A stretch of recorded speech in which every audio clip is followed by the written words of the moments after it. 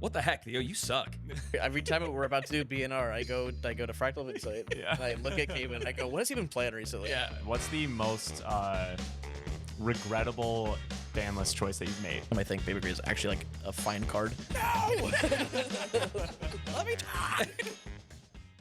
Thank you to Weaves of the Shore, aka Grand Archive, for sponsoring this video. Hey everyone, welcome back to the Team True podcast, a Grand Archive TCG podcast. Join with me. Oh wait, I'm Isaac. Join with me is Caven. Hello. Yeah, he's very excited for this one. And today, for you guys, our first official guest, sitting next to Terry. So we're gonna swap on over to Terry. Terry. Oh, hi. Yes, hi. My name is Theo. No, I mean, sorry. I'm Terry. My bad. That's the other co-host there. And next to him is, though, Theo, the head of organized play.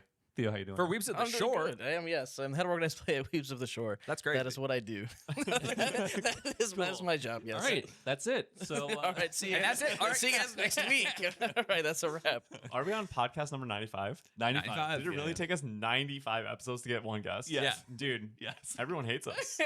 No, dude, we were just waiting. Dude, yeah, the build-up, though. Yeah, That's Yeah, awesome. the bill. But here's the Slow thing. For the YouTube members, this is only like, the Fifth, fourth right? or fifth Or something. podcast. True, So Yeah. they didn't wait that long. Patreon waited a long time.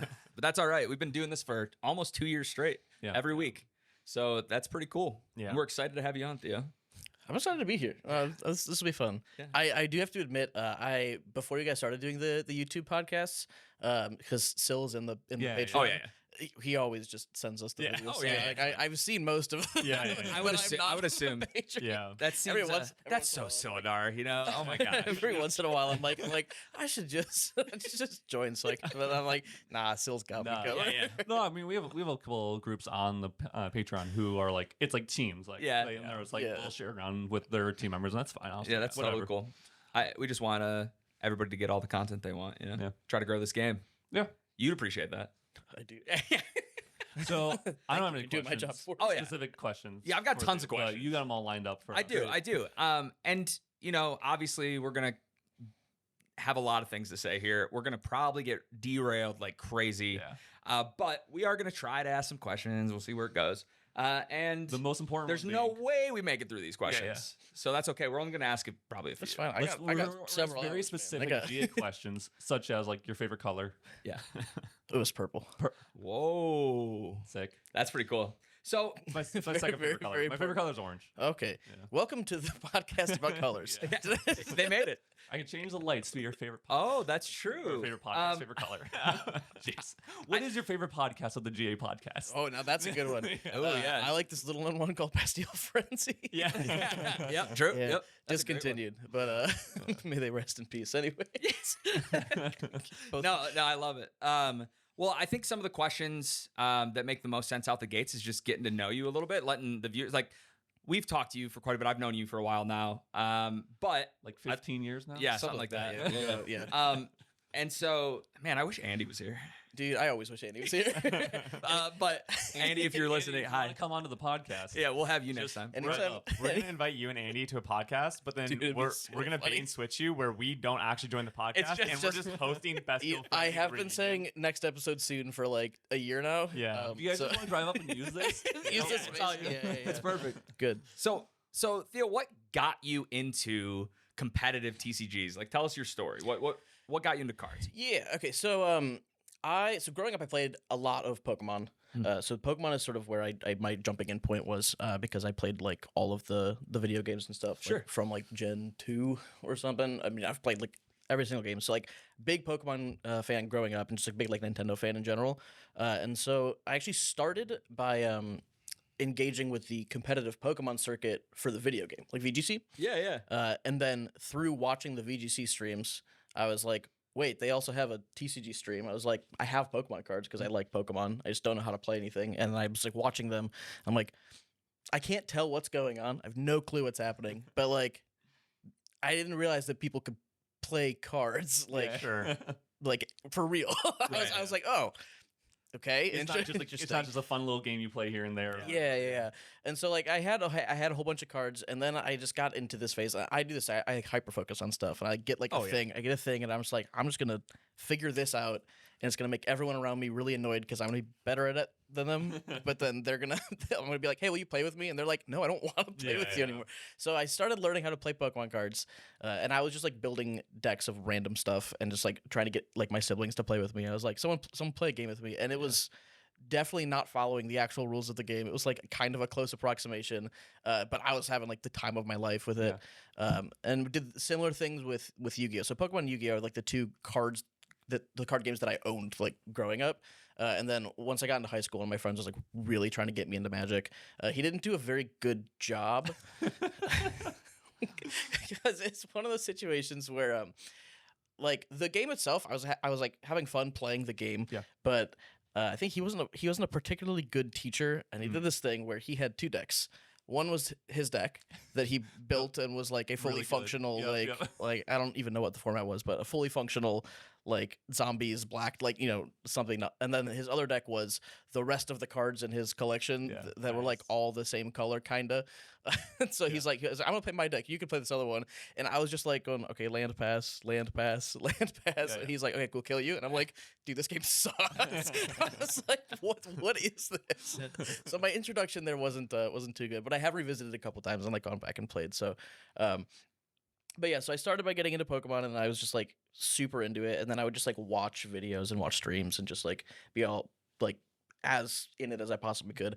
And then so from there, like that's where I got into TCGs as a whole. And then once I realized I really liked playing TCGs, and then I really liked being competitive, like my whole family is just super competitive in everything we do. So I was like, I want to play these, I want to compete, I want to like be like really good. And then I started branching out from there. I'm like, I started a Pokemon, and then I was like, well, I can also just like learn how to play Yu-Gi-Oh because like I have Yu-Gi-Oh cards. I can also learn Magic. I can also learn, and then I just started branching out from there. And I was just like, I just like playing card games. Yeah. No, I get That's it. cool. I mean, it makes sense. Pokemon, I think, is where a lot of people in our age group kind of started. It's a lot of people are Magic, Pokemon, Yu-Gi-Oh. I mean, big three, right? Yeah. I mean, that's like a big three for a reason. Right? Yeah, and that's kind of where we all start. I know. Did you start with Yu-Gi-Oh or Pokemon? I started Yu-Gi-Oh. Yu-Gi-Oh. I thought it was Yu-Gi-Oh. You're weird. You This is started, unrelated to the cards. you're just weird. That has nothing to do with cards. You started with like Hearthstone or something. I started with Hearthstone in high school because my friends were playing it, and after that, I also started because I was playing that. There's a game called Infinity Wars. Oh yeah, which is on Steam or wherever, and it was like I don't know, it was an interesting game. I actually didn't mind playing that. I got into that because my brother was into that, and then but never played competitively at all. And then so also because of Infinity Wars, me and my brother bought a really large box of just bulk Magic. We didn't know how to play the game at all, but we're like, let's play it. He freaked out when he bought it from eBay. I remember he's like, because we spent like $40. He goes, no, I would have like figured out how to get like a good wide, because he was worried that we're gonna get like 50, of the same, 100 of the same card. That would have been funny. But we didn't. We actually got like a really good variety of cards and built decks, and they were trash. We didn't really know how to play. Yeah. And I was like, I don't really know if I'm into Magic. Yeah. And then One Piece. You got me into One Piece. Oh yeah. For the first set. Yeah, the OG days. I played King. Yeah. Yeah, it tells Should you have about played Blue Purple Croc. Yeah, dude. it tells you how far I usually go for card games. Yeah. And then this. Yep.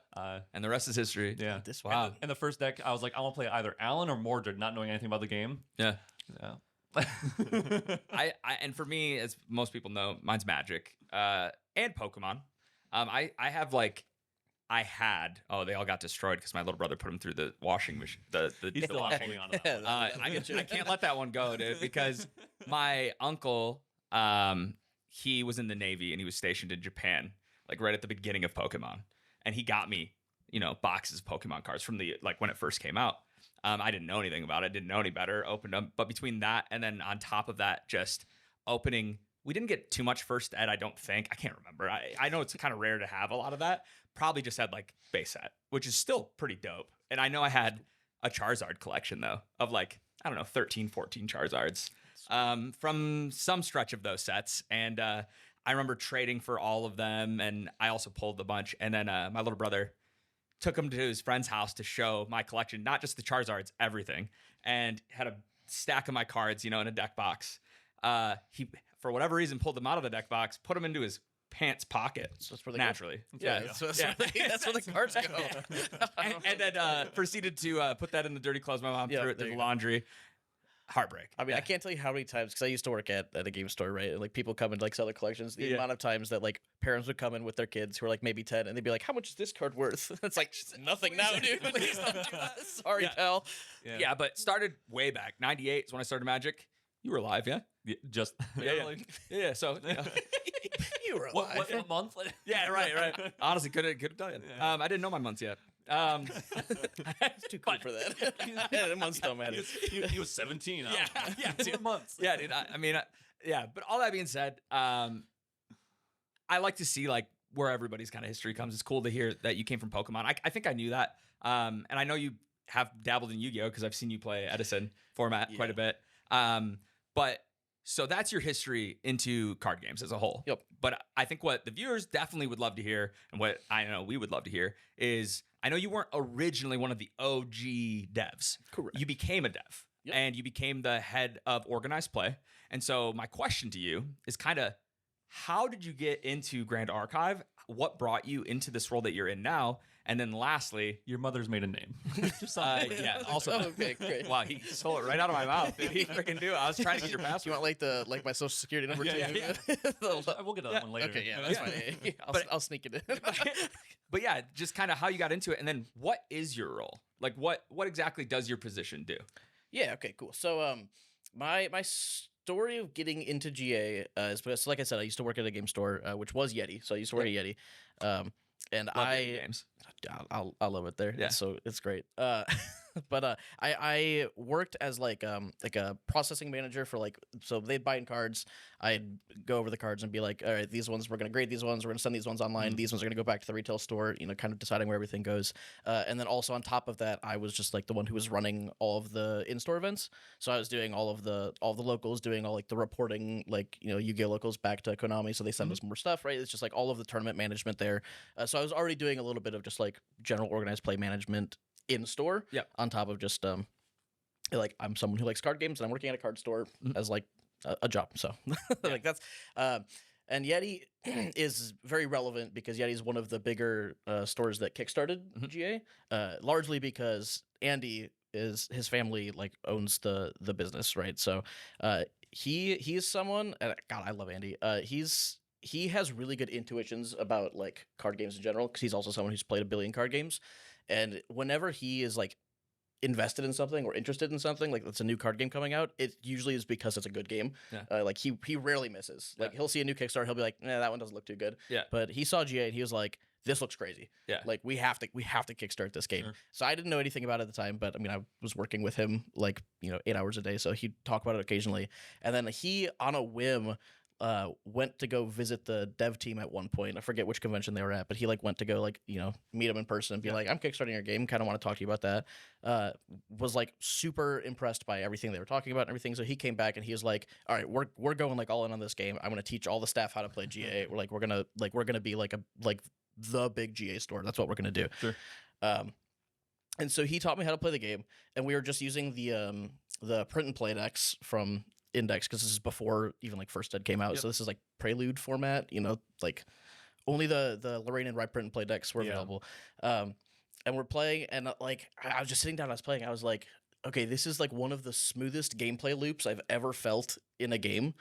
I was like, it just feels so intuitive, even though like I'm losing a whole bunch and I'm kind of playing super bad. I'm like, this feels really good. Yeah. That's how Caven got me in. Yeah. He said he handed me the deck and just said, "Here, dude, play it." I mean, my story with GA is like I watched the tutorial on YouTube, like 3-minute tutorial. And I was like, I'm in. This is the best game ever. Like it's that crazy. Yeah. So I was like, okay, this is sweet. I'm invested like immediately. Which like everyone at the store had like different backgrounds of like which kind of game they like. So some people were like, it's not for me, whatever. But like I was like, nah, dude, this game's sick. I was like, I love this game. And so that's how I got into playing it. And then he had like one of like the P23 promos from that first convention. And so he was like, no, but like feel the cards too. And I was like looking at the card stock and I was like, it's like, okay, like what is I was like, what is this? This is a Kickstarter game? Like that looks really good for a Kickstarter game. So like I got super into it, and then I was just like I was going home, I was like looking at the index and trying to be like, okay, like how I don't know much about the game, but like how can I build decks and whatnot. And I was like playing on TTS with him and like so that's how I got into GA, and that was pre First Ed. So First Ed came out, Yeti opened a whole bunch of singles. Yep. which I probably opened too much DOA nah. at this point. No. But Breach. like I love opening packs. It's something that anyone who's worked in a game store understands. Where it's like it's so cool to be like, oh yeah, you get to open packs, and like so it's like yeah, it's like cool for the first box. And then you're on your like 100th box of Ghost for the Past 2, and you're like, this is not fun anymore. My fingers hurt. but Literally. But yeah, so I was like, I was opening so much and like building decks, and I think like literally as First Ed came in, I just like took like I like separating out like a stack of cards, and then I just handed them to Andy. I was like, I would like to buy these cards, please, and it was probably like 10 decks worth of cards. Yeah. And I mean, like when First Ed first dropped, it was cheap to buy cards. Yeah. And I was building all level 3 decks. He's like, I took 40 Ghosts of Pendragon. Close. I had like 16 or 20 for $1 each. That's crazy. Also, Dungeon Guides. I feel like I scammed them on that one. Dungeon Guides were so cheap. I kept for so building long. level 3 decks, and like between the Prelude decks and the like First Ed and opening, like Dungeon Guides was like $1 a piece. Yeah. So I was like, yeah, I need like 24 Dungeon Guides, and he's like, yeah, just $1 each. Yeah. And I'm like, well, I still have 24 Dungeon Guides. Yeah. Get Take out. that, Andy. Get out, idiot. But yeah, so I was like super sold on the game. I was like building a ton of decks immediately. Fast forward a little bit to right before when Altar is releasing, which is like April of the same year. So I think First Ed got delivered in January-ish of like that year. It was like right around the holiday time. Altar was coming out in April. Right before Altar release, it was like actually the same weekend was the Gamma. And the Game Manufacturer Association convention. Okay. And that was in Reno that year, which is a weird place for it to be, but they haven't gone back. So, Yeti was like, well, we're gonna send some people over there to like see if we can, like talk to some of the manufacturers and see if we can do any like partnerships with like different companies or whatever. And so Andy was going, and then he was like to me, he's like, well, the GA team's gonna be there, so like, do you want to come with? And we can do this trip over there. And most of what we're doing is going to go hang out with the GA team. And then we're going to kind of see if anyone has anything interesting. But a lot of board games. So for Sword of the Dust card games, they're like, Yeah. But I spent a lot of time with like the core GA team there. Like we went there. I got dinner with them. I met the whole team. Like they're super, super chill, super nice. So that's what I met them. Not too much beyond that. I come back. I'm still playing for a little bit. We're gearing up for Ascent Houston.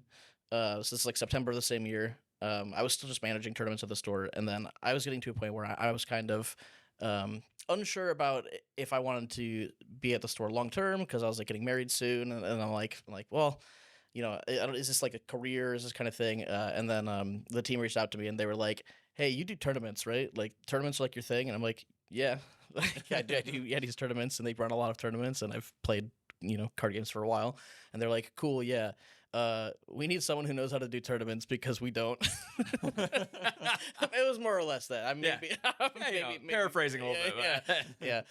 Alan definitely said exactly that. He said, "I don't know how to do this." Yeah. Sorry, Alan.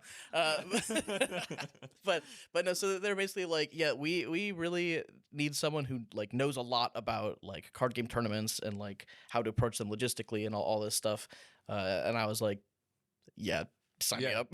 Cool. So I was like, that's sweet. I love this game. I'm super into it. And then like being able to run events for the game that I love, I'm like, that's crazy. Yeah, absolutely. Sign me up. Yeah. So then I joined right after Ascent Houston. It was like October 2023. And so I've been there for almost 2 years now. Oh, awesome. Wow. Crazy. Yep. Cool. Well, congrats on that. Yeah, thank you. Yeah, that's awesome. So that's how I got started. Yep. Which was the first part of the question. Yeah, the other part was just, what do you do? What do I do? Yeah. Great, cool. Yeah, obviously play. you run tournaments, but like Organized play next. and that's all I got. No. So it is funny because the team's very small, right? So it's like everybody does a little bit of everything. Mm-hmm. But being in charge of organized play is like I am the one who sort of manages the general circuit of organized play events, like all the way from store championships up to worlds. I don't manage every single aspect. Like I usually don't sign the venue contracts. I let the people who have, the company funds do that. Yeah. but I'm usually like, okay, well, we should place an event probably like around here. We should place an event here. We could try to do those things with like general event logistics. I do handle like all of the store OP stuff, so like the event kits, the store championships, the regionals, like that's all. I just like do that all. I have some partners in like the the regions overseas that help me like manage like their stores. But so it's like general OP circuit, and then like bigger picture stuff, and then on top of that, I'm also generally at the forefront of like developing new OP initiatives, especially like ones that are going into stores. So it's like stuff like Revelfest. Yep. I was a big part in being like, we should do something like this, and then I pitched it, and we kind of figured out That's how to been make great. it work. Yeah, Revelfest is big hit. amazing. GA Academy, is that another one that like you kind of have a little bit? GA with? Academy was more so, but I have had a little bit of input on like what can we do as like a new player initiative. There's like a lot of back and forth there. So it's like Academy, Revelfest, and then stuff like even like this last Revelfest having more stuff for stores like the non-foil that was promos. awesome. That's so cool. Yeah, keep an eye out. I keep want to add more stuff to Revelfest. I just love giving people stuff. Yeah.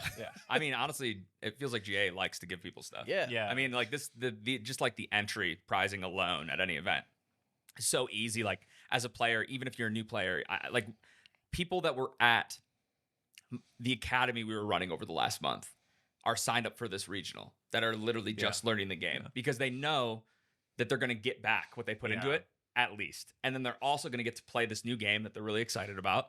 And so I think that everything you guys do from that standpoint is just spectacular. Played a lot of games competitively, been at a lot of card shops over the last 20 plus years.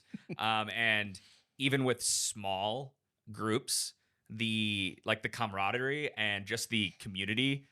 I mean, I say this all the time on the podcast, so the community is insane, but just even in the smallest of groups, you see all these people come together and get to play, and it's really cool. You can stop at any shop if you're on the road. Like you probably do this and like jumping at a locals or jumping at it. And the whole group is just great. It's like really good experience. Even if you're just popping in and saying hi or whatever, it's just like it's a really cool experience, just Grand Archive in general. And I I can't gush enough about Grand Archive, seriously. So not to never mind, I'm not gonna say that. But I can cut it. No. Yeah. Edit that out. He's being too nice. This is what I'm doing now. Yeah, you suck, Theo. No. Yeah, keep that in. Keep that in. That's good content. I'll repeat that a couple times. Yeah. That's the. Wait. Do it again so I can put it at the beginning of the podcast. What the heck, Theo? You suck. There you go. That's good. That's good. That's for the trailer. So something you kind of started to mention on, and like I kind of also want to let you breathe a little bit because we're just making you talk a ton. So I'm doing my best Capen impression. Yeah, you're great. Is it working? Honestly, you look just like him. Dude, it's so weird to not talk. And you guys feel free to jump in at any time. Obviously, if you have any questions, I'll talk over you, but you can try. Feel free to jump in. We're not going to respect it, but feel free to jump in. You can try. And like, Isaac, if you try to talk, just so you know. Hey, what was that? Yeah. No, I'm sorry. No, honestly, every time anyone's speaking, the only thing I'm doing when I'm not speaking is thinking of jokes I can input in. Yes. And I'm like, I shouldn't say that. No, keep You it should. coming. You should say it. More puns. Yeah. I love them.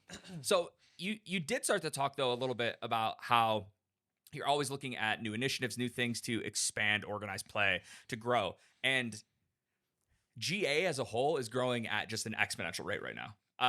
If you look at the numbers that the game is growing in SEA, obviously everywhere else, but SEA is insane. Crazy. Yeah.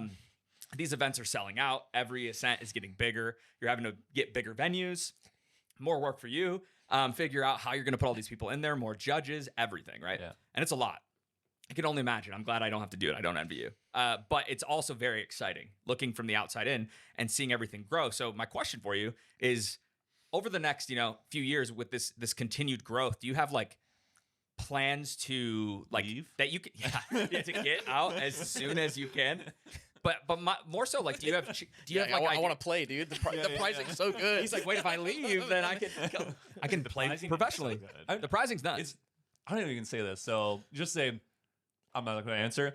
If you, and then just in general, if you work at a card game company and you like play, and you were obviously part of the actual organized play, or obviously know the cards, there's got to be a point. If you leave, you have to wait X number of years before you can like. I have it's I think a year. Year out. I have to wait a whole year from. That's not bad. Yeah. Well, and part of it is just because of the product timeline, whereas like the cards that are coming out in 1 year haven't been designed yet. Because we have like a little bit of a faster like timeline to complete stuff. Yeah. So it's like if I left now, nothing that comes out a year from today I would have any information on. So like I would be able to play next year, but I don't want to. It's pretty cool. Yeah. And I've always kind of like bounced around with the like idea of approaching weebs to like come be a tester or something Yeah. like that. But I always figured it would be like you're just kind of like screwed for the next 2-3 years if you ever want to stop. But 1 year is not bad. Yeah. No, it's not. Yeah, I don't know. It's Sure, yeah, yeah. right. It's Yeah. like if there's more testers and more designers eventually, right, and the team's not so small, then it's like, well, if we are a year in advance already, then you Yeah. probably have to be a year out from whatever the latest set. Yeah, I don't know how they do it in Magic. I feel like in Magic, when you join R&D, you basically give up your rights to play in events or something. It's for for a long time. It's Yeah. I mean, it's Magic. Until 29.99. Yeah, 29. the old 75. Oh man, we're not getting into that. But so the second half of the question that I almost asked you was what was the first half again? I didn't even ask a question yet. Okay, great. No, it was just like with the growth and everything that's happening. Great. Do you have plans that you can share with us or talk to us about to kind of expand tournaments, regionals, ascents? We just had the Quicksilver Cup, which is kind of like an in-between a regional and ascent.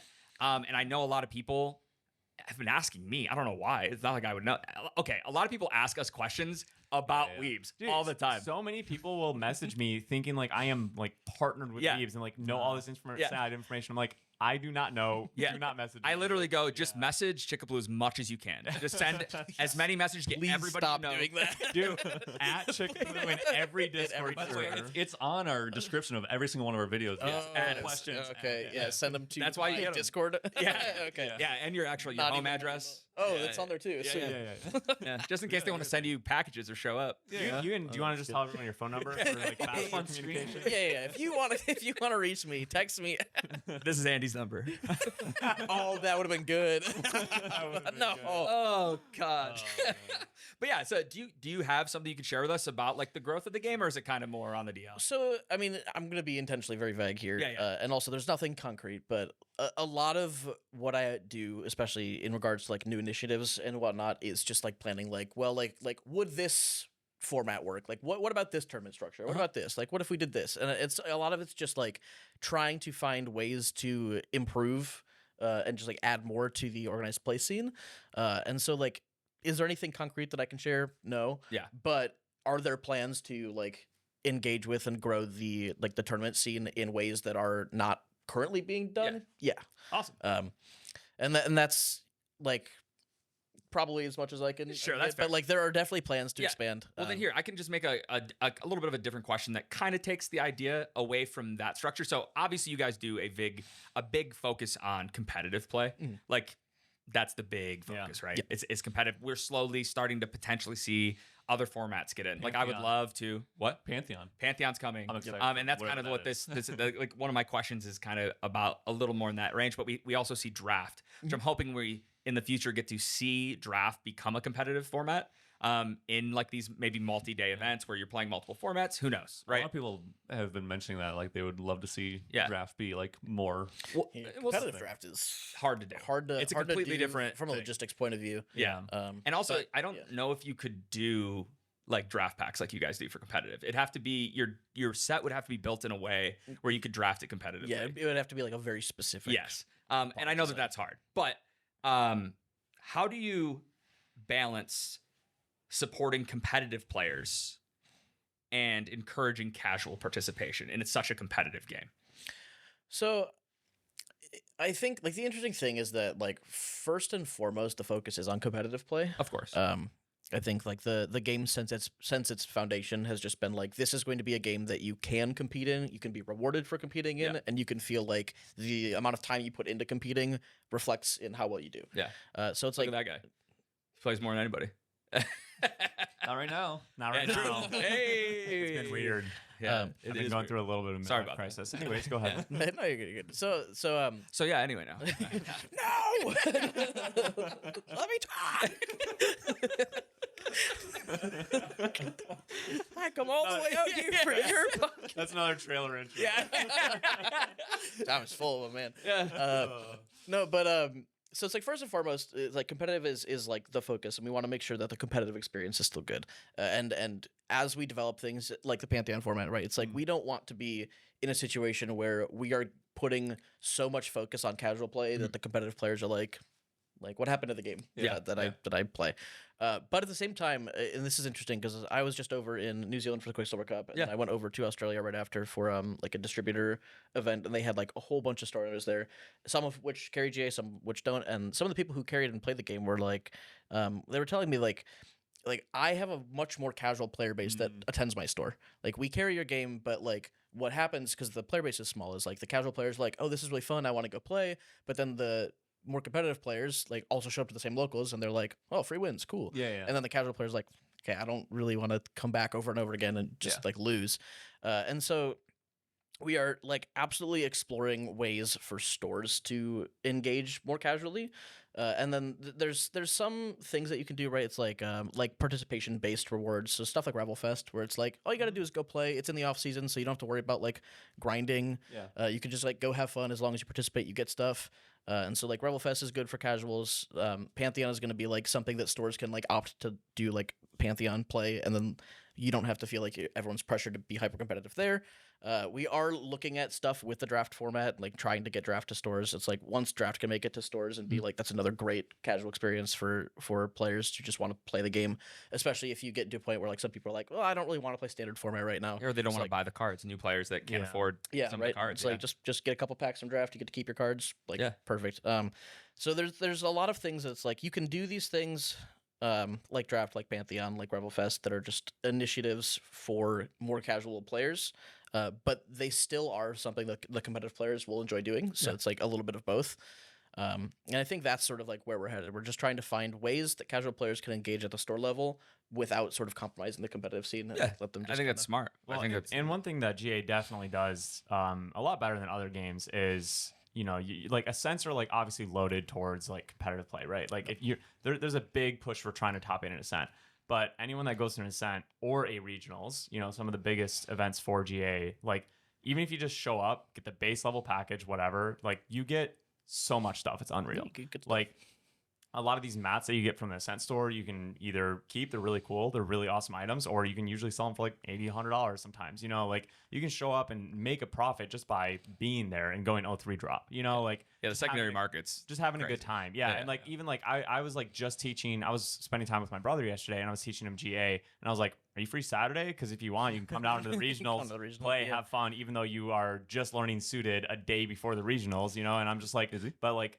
No, he's not coming. Yeah, he had plans. I was like, but I mean, like, you could drive 45 minutes and make your gas money back just by entering the regionals and selling off the tokens that you get. And maybe you get really lucky and you pull a $3,000 CUR from your entry packs. You know what I mean? Like, it's just wild. Like, you're basically always guaranteed your money back when you enter a GA event, no matter what record you go. And that's not something that's easy to do. So I really like that system that you guys have built up. And like, I don't think a lot of games really offer that. Like, I know sometimes participation pricing for like a $50 event in other games is like, oh, here's a promo pack that's like ceiling is a $15 promo. You know, like, so it's really cool. I just wanted to plug that real quick. No, it is great. Something we should also plug is that this podcast is sponsored by Theo. By me.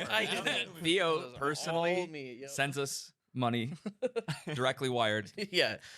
To Cave and Isaac at. I say, don't tell anyone like this. I have a random question that I just thought of, so I'm going to spring it on you. So obviously you guys have a really heavy competitive focus. This is a two-part question. A, do you think that GA can currently like fulfill a full-time career for playing it? And B, do you have plans to try to sustain that? So at the moment, I would say like, yes, with an asterisk, which is that if you are very, very good and you have the time to do it, then like, yes, you could absolutely just go to every major event. And like, if you top 8 every Ascent that you go to, now that they're like, you know, roughly once a month, it's like you could probably make good money. Yeah. But that is assuming that you are like, you have enough time to like prep and test for every event and like minimum top 8 every single event you go to. Right. So it's like, yes, with an asterisk, because is that realistic? Probably not. Is it technically doable? Yeah. You know, we did the math when we first started this game. When we went to Houston, we didn't know what to expect at Houston. You know, we prepped for Houston. We built a ton of decks. We ended up switching to the worst deck other than Wind or Fire Vanitas ever. No, I'm just kidding. No, but we played that deck. We all top 8'd, right? Caven won the event, and we went back to, and then silver. You won silver. Mm-hmm. So like top silver. Yeah. Second or third or fourth Yeah. or whatever you got. But it's still big deal, right? And we went back to the hotel and we were like sitting there. We're going through all our prizing. We're opening up our first ed stuff. We're just like, wait a second. I think you guys hit a CUR. Sylvie CUR. Yeah. So like a lot was happening, right? And Yeah. we were like, how much money did we collectively make this weekend Yeah. off of everything that we got? And it was a really high number. Yeah. And we went, wait a second. Okay. Caben and I over the next week, like got in Discord a bunch of times. I was calling him while I'm driving for work, like all over. And we are literally doing the math on paper and with pencil and stuff and like figuring out, okay, what would it take to do this full time? How much money can we make if XYZ, Yeah. right? And we started to do some of the numbers and we're like, man, we don't know how realistic it is, but you know, let's see it. We did the numbers. We're like, it'd be tough. Like you said, you have to do well, right? Yeah, and to go and do well you- every event. if you're not doing well, if you're not at least day 2ing at every event, it's not possible. At least it wasn't at the time. There was way less sense. I Yeah, it think was like once I every think back 3 months or then, something. Yeah. we were figuring you had to top 8 every other event. Yes. But the international ones messed it up because Yeah. it's so much more expensive to get travel. there. So it was like you have to top 8 every other event, day 2 everything, Yep. and then occasionally get an extra top 8 because Yep. of the international Yep. events. And that's exactly what it was. Yeah. And then we said, okay, well, hey, let's go to Auckland. Let's see Yeah. how it goes. Let's see if we can do what we're talking about doing. Yeah. We all went to Auckland. It's funny. I had already quit my job before Auckland. Yeah, I know. So I was Yeah. already in. He was in. Yeah, he was in. He was like, I'm doing it. Doesn't matter if I can yeah, or not. yeah, Well, it's funny. My wife convinced me to quit my job. yeah. We're in the airport in Dallas, I think. I don't remember. We're coming back from Houston. Houston. Houston, Sorry, yeah. in the airport wherever Houston, and my wife Still convinced something me about Houston. to quit my job in the airport. I would have won that event And if I so was playing. and the next day, I literally went to work and quit my job. Yeah. Yep. So No, that was the kind of stuff that, I mean, with the, like you said, the amount of prizing, the amount of money that we were talking about, we're like, okay. So we did the math. We went to Auckland. We all top 8'd again. And we're like, wait a second. Okay. Let's do it. You know, these guys committed full in. They were already kind of in that boat. And they've been able to do this content plus competitive grind, you know, over the last 2 years full time. I try my best to, you know, be able to do it as much as I can. As well, but it's been definitely a crazy experience. I doubt you guys ever planned on traveling around the world as much as you have to play a card game and been able to still. I hate traveling. Yeah. Well, sorry, I love the destination. I hate the journey. Yeah. Yeah. I guess I should have like added as an asterisk like outside of us. Like, Yeah, like yeah. is there So- because like we are like full-time competitive GA players, or at least were for the past few years, but like Yeah. he was full-time editing for our content. Yeah. Neither one of us like just relied on top 8. Yes, yeah, you know, yeah, like yeah. I was running the store for a while. We were both like working on content, all that kind of stuff. Whatnot. Like, we had a lot of I did do whatnot a little bit. It sucked. It was good sometimes, but we had a lot of side hustles and stuff, you know, and we certainly weren't making the amount of income off of competitive play Yeah. that is usually required for most adults, right? Yeah. So I guess my question is more of like, like, you know, there are pro tour players in Magic and stuff Yeah. that they don't do content. They Yep. might do coaching maybe, Yeah. but like they just play tournaments. And so that's kind of more my question is like, can someone just play tournaments, not do content, not do a store, all that kind of stuff, just play? Yeah, and this might be like a 3-5 year plan even. you Yeah, know, yeah, like yeah. in the Yeah. future. I'm not saying today. Oh yeah. I Well, should quit my job. You're saying? Yeah, okay. do it right now. Okay, cool. Call your employer. You shouldn't joke about that because he's on the edge. I'm on the edge, dude. Try to calm yourself a little bit. all right. Do it. No. But yeah. So I mean, like, yeah, there's like multiple parts to that question, right? And like technically possible if you're insanely good. Mhm. If you're just like a regular, like average level player, I mean, it's hard to recommend anybody try to be Yeah. a full time Yeah. card game player unless you think that you can be one of the best in the world. Yeah. But I will also say that I am someone who is like fascinated by like pro league circuits and like just like leagues in general, and like other like, you know, professional level events. Like I grew up watching esports, you know, stuff like that. I'm fascinated by it. And it's something that if there was a like viable way to incorporate some sort of like league system into GA, I would like 100% explore it. And it's definitely not out of the question for like, you know, 5-10 years, because like I love the idea of a pro Yeah. circuit. It's just like right now, especially as the game's like getting onto its feet, it's like we're sort of hit a point where it's like we're kind of in a flow now where it's like everyone understands and expects the events to go how they go.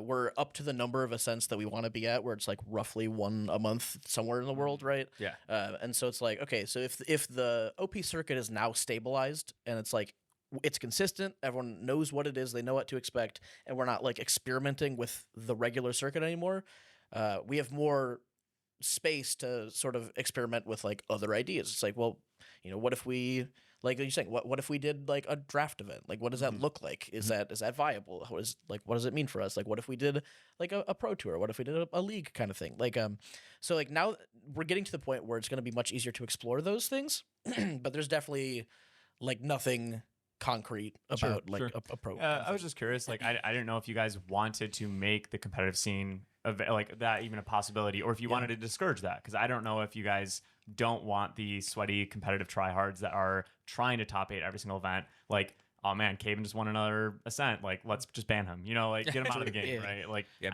I don't know how you heard it here like, first. Well, we do have that meeting every time you win. Yeah, we're like, should we just? It feels like you do it now. I'm gonna be honest. Sometimes it feels like you do, because I swear when we play a deck at an event, something's going on the ban list. Yeah. So I know you guys are looking. I'm every time we're about to do BNR, I go to Fractal Insight. Yeah. I look at Caven and I go, what has he been playing recently? Yeah, that checks out. That checks out. I think it might be more like we play so much that we find what's broken. Yeah. And you guys are like, shoot. Yeah. No, but it's more fun to frame it as like a personal thing. What's sorry, another random Go question for that's come to the top of my head. What's the most regrettable ban list choice that you've made? Like not like a banned card, but anything, like any category. Because like Displace was wild. Yeah, well, so I mean, like the very first BNR was before I was on the team, so Okay, I don't know what went into tech. They looked at our list and went, ban, put this card on there, this card, this card. Yeah. Honestly, I think the BNR has been, at least from the time that I've been on the team, everything is like understandable. It's been pretty solid, to some degree. The one that I personally am like indifferent about is Baby Gray Slime. I think Baby Gray is actually like a fine card. Okay, bring it back. I hear first.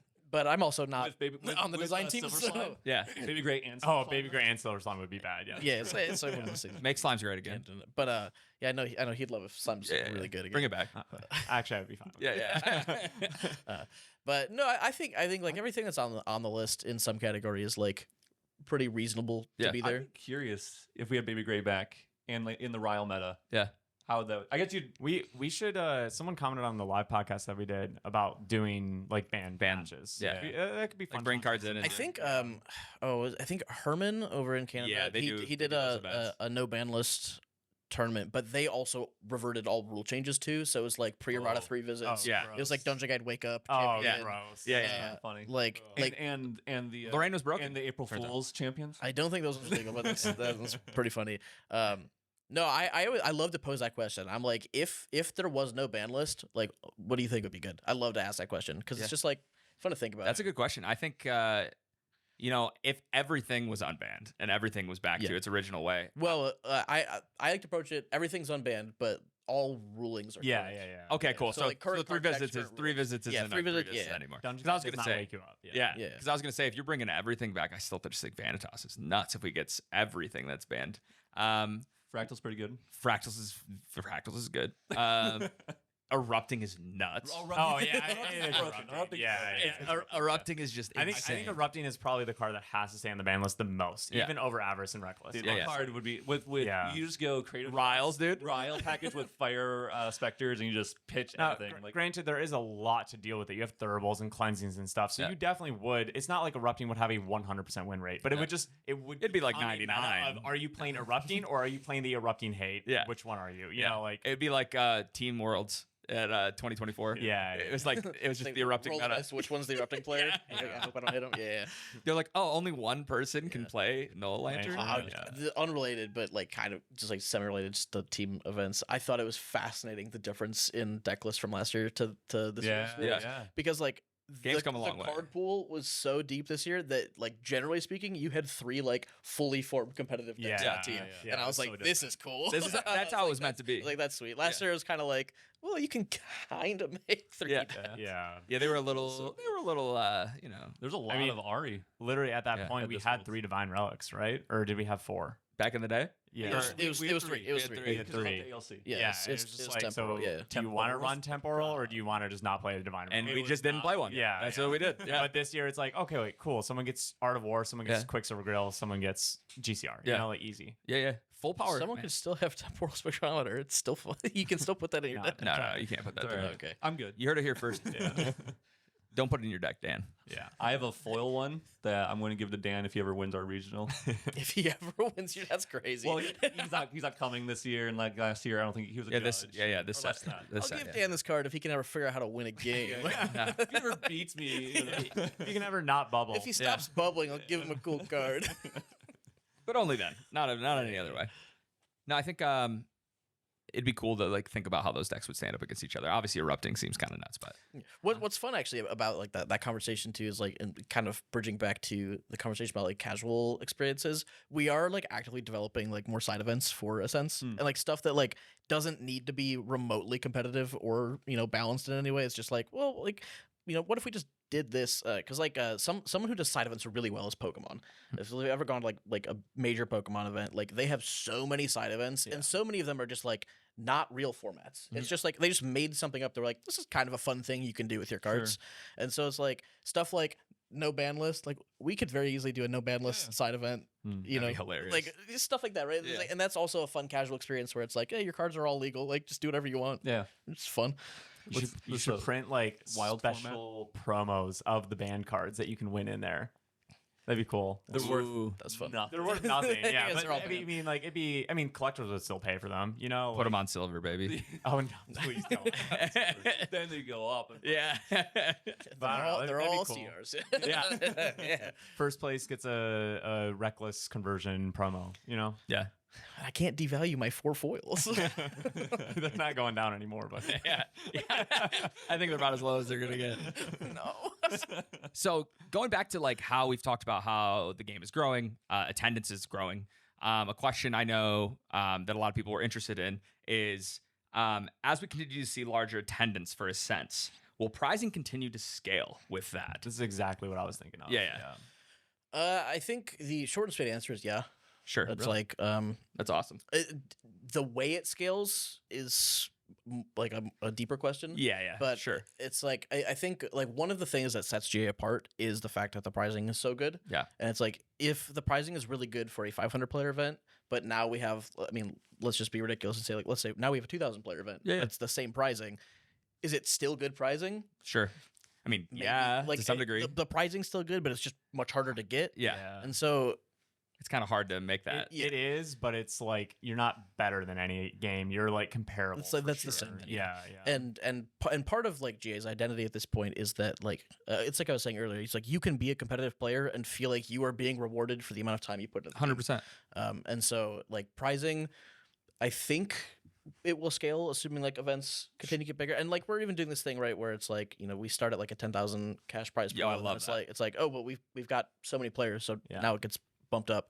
And I think we're happy to continue to do that. And like there's certainly a world in which we're like, well, now we can just like put more into it Yeah. because I mean, we got Because the tickets are selling. yeah, more yeah. and stuff, More yeah. tickets. The SP sets obviously are getting more and more popular. Yeah. SP3 is so good. Yeah. Oh my SP3 gosh, did SP3 is so so good. well. Even I bought a bunch of SP3. I never buy SP. I bought a lot too. Yeah. I need my Geldis, man. Yeah. I didn't pull a single one. Jeez. I You had to buy them all. That's actually did. something that like I think a lot of new players don't actually know is that the SP products are the only products that Weebs can even sell directly to customers, and all of that money profit goes right into the back into the competitive circuit, prize yeah. pool, basically. Yeah. So it's a really good way to get some really cool promos of your cards. Hopefully, hit a really valuable CSR, Yeah. and even if you don't hit anything good, then at least you funded the next tournament. Yeah. which is Boy, really did awesome. we fund the next turn. Oh man, We yeah. always do. We always do. No, SP is such a. I mean, like, because they had announced SP once before I joined the team, right? It's Yeah. like SP was a thing that they were like already actively doing, and it was such a good idea. Yeah, it was great. And Yeah, the and way they Woodland did it- Squirrels was in it. So True, That's yeah. all I cared about. But I think SP3, the card list is just it knocked it out of the park. Oh, it was for- immaculate. It's such an interesting product to design too, just because like I was consulting with Sil on that. Like the whole testing team also was, because like he basically is like, we need like a list of cards that are meta relevant so that we can like get art for them and like create the SP product. But like, and like for SP3, right, it came out at Worlds, so it's like basically July, right? Yeah. But we needed to get the art ahead of time, and so it was like, can you accurately predict what cards that are currently available will still be sought after and meta relevant in 6 months when this, and then still relevant for the next set as well. And so, and because this is because it's like pre DTR, pre DTR, pre HVN even. So like we're in AMB, we're like, okay, like what cards that's true. are, and it's like It's crazy to think about. So who put Geldis on there? Who was that suggestion? Because I need to give him a hug. And made it a CSR. Yeah, too at that. I'm really glad. Who was that? I feel like it was Alan. Yeah, that seems like I helped with Could have been. No, the funniest one too, because we're also like reprints are a consideration, and it's like what cards need to be reprinted, and obviously like the big one, the elephant in the room is Fracturized, of course, and it's like we're talking about it, and like still asking like what cards should be reprinted as a promo, whatever, and we're like, well, Fracturized is like the obvious one, and then he goes, but as a CSR, we go, there's no shot. He goes, he did the face. So yeah. What's the other face he does when you say something crazy? Yeah. That was perfect. Yeah, it's great that Flamesweep put that on that list, and I think you guys like lucked out with that just being the perfect timing for that card, because obviously you guys planned it way in advance, and dude, Flamesweep was starting to creep up to like a $15 rare. It was crazy, and then obviously it came out as the SR and SP3 and just tanked it right back down, but no one like lost out on that because that card like just had started to spike, so it's just like that was great. No, and Galdus was just it was spiking, dude. It was through the roof. I was buying so many of those things. The price was getting so high. Yeah, I bet. So kind of go with like promos and everything. Here's a big question a lot of people want to know. This one's, you might not even be able to say anything, but will there be more merch days with exclusive promos? Come on. You need merch day. Quite honestly, I have no idea, because I'm so far removed from the merch thing where I'm like, Going back from your older thing about question about getting tournaments getting bigger. Yeah. Are you guys looking at a way to balance the like event points given out from regionals at like SEA events? Yeah, versus the locations? EP system and like the general points on Omnidex, it's like it's hard to find a good formula that like is fair for everything. Yeah. And Omnidex is constantly being improved and being worked on, and so it's like there's certainly a possibility that we would take a look at that and just be like okay, these things are a little bit unbalanced, like what can we change? So it's always in the cards, but it's like not something that's like an active priority. Okay. As far as not like, high up on the list. yeah. So no is what he said. Yeah, so no, never. So he hates you. Yeah. Why'd you ask that question? NA, sorry. Yeah. EU, Yeah. really sorry. Yeah. But in regards to stuff like merch day, the thing about it is that logistically it's very complicated. Sure. And so I think that's a problem that we would have to solve internally, because shipping to individuals is hard.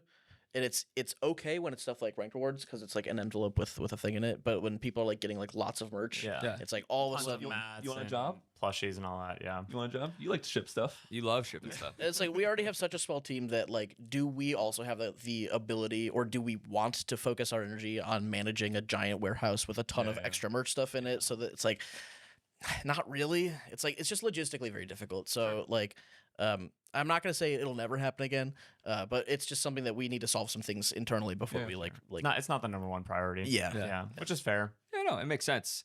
So competitive play, obviously, very important thing. We've been talking about it. We're talking about all these events growing, talking about ways to expand regionals, Quicksilver Cups, all these different things. Do you guys have plans to extend major events into a online environment ever? Like potentially moving into that zone? Like I know right now, because we have the sandbox that, is going to be coming out here in the next, I don't know, who knows how long, but at some point. Yeah, at some point it'll be out. But, obviously there's a lot of online regionals and stuff right now, but that's kind of where we cap. Yeah, so online events are tricky, is like the short end. The short end of it, right? Where it's like you sort of they're hard to police, basically. Like Yeah. I was gonna say, like, how do you cheating is ensure- rampant. Yeah, Let's just say and it. this is true in every game that has online Yes. majors. It's Yeah. like you attract the people who aren't going to go to a paper event because like they're like, oh well, I can get away with more stuff. GA has the lesser amount of cheaters on online play than most other card games, but that is because there is not as much pricing on the line. And there's also less players, right? Yeah, And it's like as the game keeps growing, which is what you're saying, right? It's like if we are to a point where we're getting like online events with, 1,000 players in it, yeah. like it's so hard to keep track of 1,000 players. Yeah. Now, granted, when we have stuff like the sandbox, like it'll be much more difficult to, like Arena and Magic does a really good job with like putting on these giant events. Yeah, because like you straight up cannot do things like you're stack playing deck through or their whatever. system, Yeah, their it's like- coding. yeah. So like there's some potential. But I personally prefer if like majors, I'm considering majors to be like Ascent Plus to stay in paper. I think online regionals is good for the accessibility of it. Totally. But I think as far as like major event goes, I think at the end of the day we are a paper card game. Yeah. And we want people to be I like that. playing in paper. Yeah, with I think each that's like other, one of the that's one of the things. Like I love Arena. Caven really loves Arena. Caven. He really loves Arena. Do but you want a little bit of lore? give me the So, lore.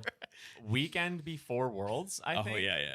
Final Fantasy Arena collector box event happened, and these boxes are going for $1,100 back then. Yep. And so I'm sitting there, I'm like, dude, that's a lot of money potentially on the line.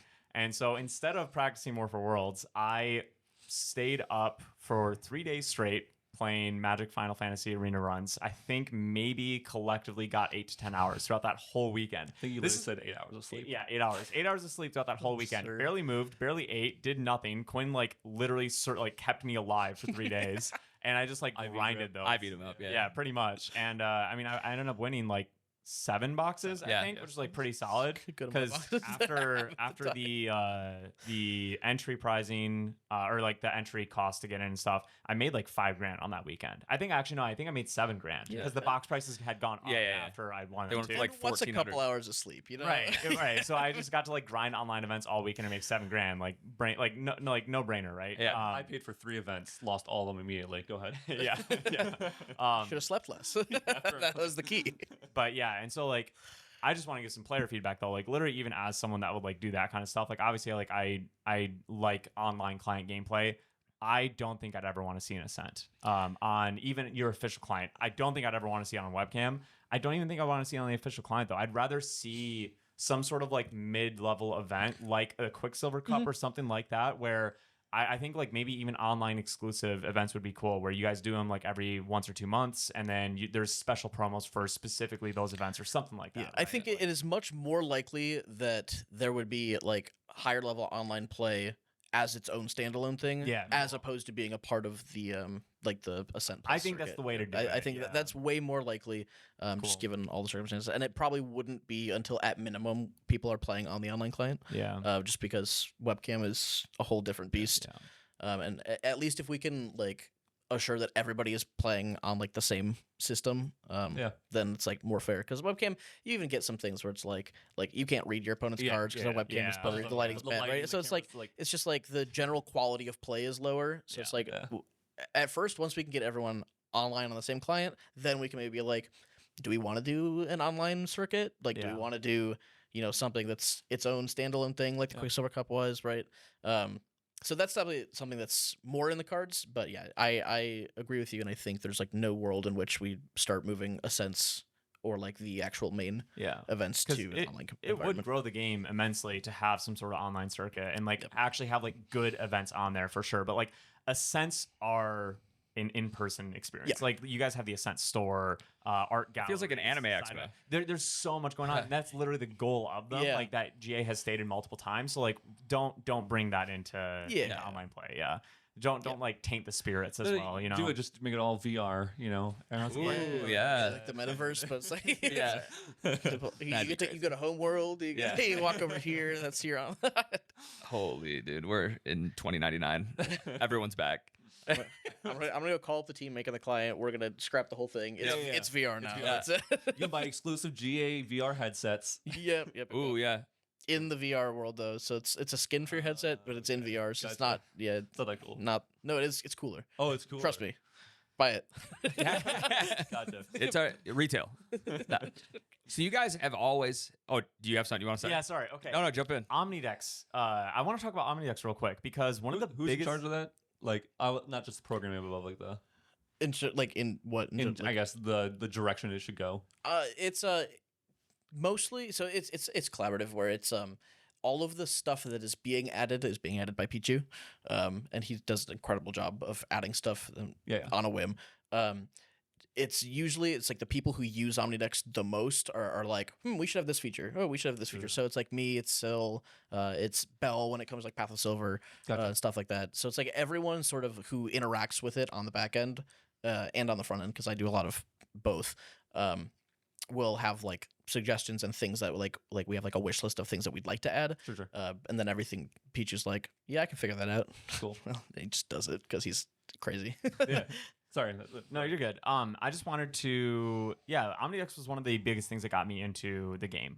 Coming from like League of Legends background, I really loved the rank system, like actually unlocking rewards as you like leveled up and stuff like that. I thought that was all really cool. Some of the OG rewards that were stated in the article that I had read way back when, I think before Alter it even came out, were like free entry into a sense once you got a certain level, and round 1 buys at a sense once you got to a certain level. Are we ever going to see those actually make it to Omnidex, or are those being shifted? Because I know like with the creator program, now you're giving like free VIPs out there and stuff. And obviously you don't want to be giving out a ton of free entry. And it's not even guaranteed free VIP. It's only if they're available. And now you also have, if you win at an ascent, you actually get to go to Gauntlet. Yeah. So obviously there's been like similar things. Some like small shifts. So I'm curious, are we going to see more rank rewards eventually with Omnidex? I think where rank rewards are right now, we're pretty happy with. Yeah. It's sort of like, I think the system does what we wanted it to do, and it does it pretty well. There's definitely a world in which stuff like round 1 buys, because right now it's not even functionally something we can do in Omnidex. Yeah. We can't manually give someone a round 1 buy. Like we can't put Gotcha. that. So it's like functionally can't even do it. Yeah. If we wanted to, we could just be like, hey Pichu, add this, and he'll say okay, and then so there's a world in which, and like maybe, and this is just me throwing out random like nonsense thoughts, right? But it's like maybe there's a world in which we do something else that feeds into like that kind of thing, right? It's like if we do an official online circuit, like maybe the first place prize for a big online major is like you get a round 1 buy at a tournament, right? That's it's cool. like maybe that's a possibility as opposed to working it into the rank reward system. Sure. Because I think where rank rewards is right now is like perfectly good for what we wanted it to be. Yeah. No, I mean that's it's super so fair. cool. Every time that we explain the it literally happened at the academy the other night. Yeah. You were like telling someone like, no, the reason they need your address is because they send you a bunch of foil promos at the end of the season, even if you just play locals. And they were like, really? Like, it's great. Yeah. Like I'm definitely not hating on the system at all. No. I think Omnidex is great. It's in a good spot. I was just curious because there was a lot more. Yeah, I remember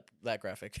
yeah. I remember reading it as a player, and I was like, Yeah. dang. Yeah, I know. That's what I'm saying. I was like, I can't wait for Omnidex to come out. Yeah. No, those were pretty exciting things. Yeah. You guys have historically been like really, a couple of you more than others, wrapped into the community and around for player feedback and seeing everything that everybody is saying and like talking about, right? And all the good things, bad things, whatever it may be.